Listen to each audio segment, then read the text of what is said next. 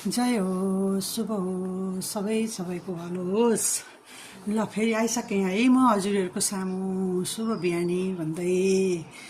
आजको नित्य कर्म पूजा पाठ योग ध्यान सकेर अब चाहिँ मेरो किचनमा प्रवेश।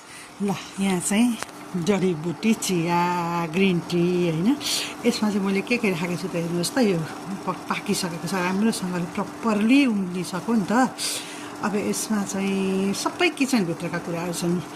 अब ल्वाङ सुकुमेरको धुलो छ, मरिचको धुलो छ, 2-3 टुक्रा अमला छ, त्यहाँबाट चाहिँ बेसार भयो होइन। अनि मैले चाहिँ सयपत्री फुल जुन पूजामा हामीले युज गर्छौँ त्यही फुलको पत्रहरू अलिकति राखेर मजाले उमालेको छु है। यो मेरो बिहानीको पहिलो चिया। ल हजुरहरू पनि कसरी लिनुहुन्छ आफ्नो चियाको सुरुवात चाहिँ यसबाट गर्नुभयो भने राम्रो हुँदो रहेछ है त शरीरलाई। अब यहाँ चाहिँ खानेकुराको तयारी पनि छ है। आज मेरो खानेकुरा चाहिँ यही हो।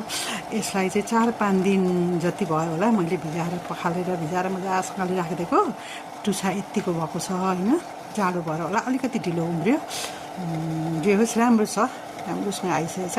अब यसलाई सिटी लाएर आज चाहिँ म यही खान्छु होइन। हजुरहरू चाहिँ अब कसरी खानुहुन्छ गेडागुडी भिजाएर मात्रै खानुभन्दा पनि यसरी उमालेर खाँदा चाहिँ के हुँदो रहेछ भनेदेखि शरीरमा हुने जुन त्यो दुखाइहरू हुन्छ नि, एक प्रकारको एकदम आँसको यो युरिक एसिड बढ्ने होइन, यस्तो हुन्छ नि त, जोइन्टहरू दुख्ने, त्यसलाई पनि रिलिफ भएको मेरो अनुभव छ है। अब यसरी चाहिँ खाँदाखेरि राम्रो हुँदो रहेछ। अनि ग्रिन टी खाने ग्लास चाहिँ मेरो साथीले मलाई दिनुभएको उपहार हो यो है। 3टा ग्लास ल्याइदिनु भएको छ यस्तो खालको। यसमा यो त खोइ म त एक प्रकारले हेर्दाखेरि यो बिर्को लाउने हुने बोतल जस्तो पनि देख्छु। ठुलो छ, मजाको भरि खानुपर्छ कि मलाई चाहिँ फेरि मिठो पनि लाग्छ यो ग्रिन टी। आज चाहिँ म यही ग्लासमा खाँदैछु।